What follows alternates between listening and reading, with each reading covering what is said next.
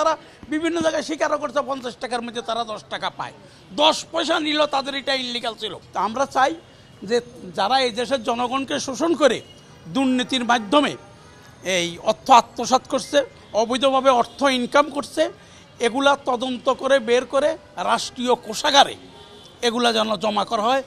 সরকারের বিভিন্ন মহল যেমন উসমান আলী, মোখলেসুর রহমানরা, যেমন বিআরটিএ বলেন, সড়ক পরিবহন মন্ত্রণালয় বলেন, শাহজাহান খানের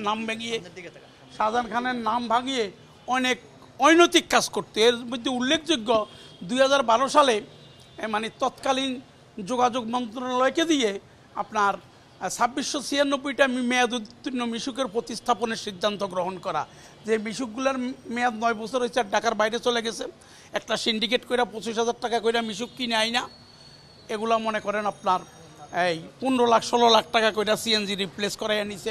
6094 কোটি সামথিং টাকা তারা আয় করছে। এটা সম্পূর্ণ শ্রম আইন এবং সড়ক পরিবহন আইনকে পদদলিত করে এই টাকা আদায় করছে।